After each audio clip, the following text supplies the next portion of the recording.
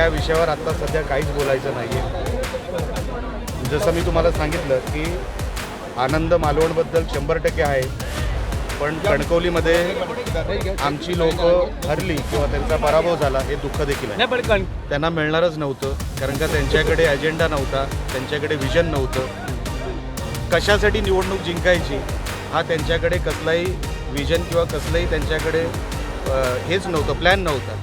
त्यांचा पराभव हा निश्चित होता। हा जनतेचा विजय आहे।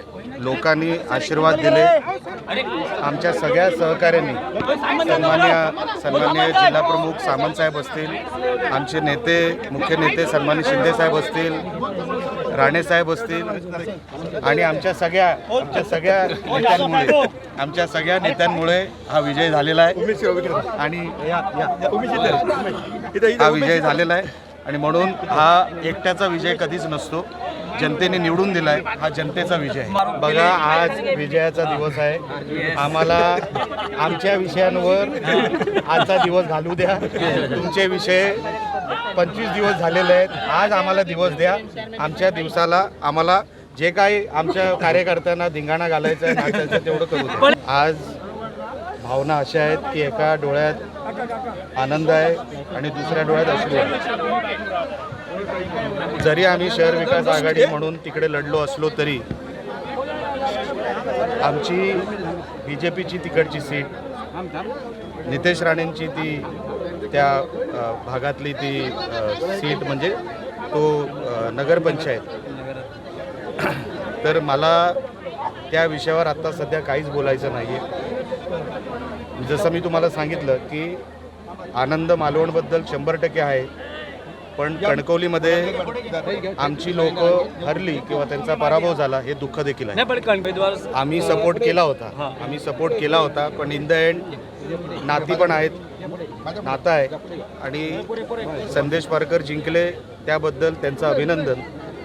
पण जे कोण समोर होते BJPमध्ये, मी सातत्याने सांगत होतो, ते आमचीच लोकं होती, आमचंच कुटुंब होतं आणि म्हणून कुटुंब एका बाजूला होतं आणि निवडणूक एका बाजूला होती।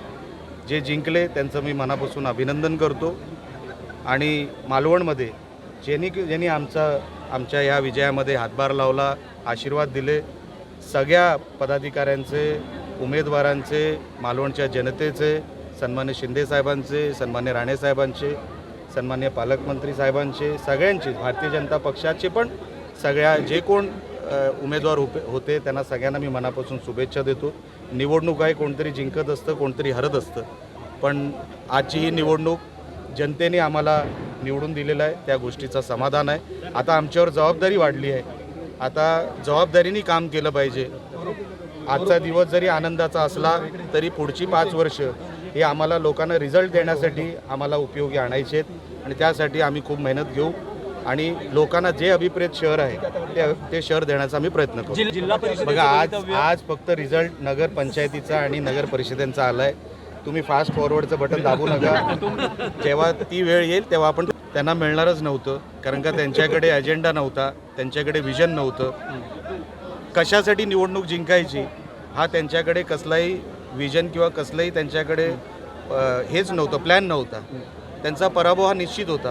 त्यांचे कार्यकर्ते त्यांना सोडून गेले, त्यांच्याकडे नेतृत्वाचा अभाव होता, त्यांच्या आपसामध्ये त्यांची गटबाजी मोठ्या प्रमाणात होती, म्हणून युनिटीमध्ये किंवा एकसंघपणे ती युनिट म्हणून कधीच लढले नाही। सन्मान्य शिंदेसाहेबांचा फार मोठा वाटा या विजयामध्ये आहे।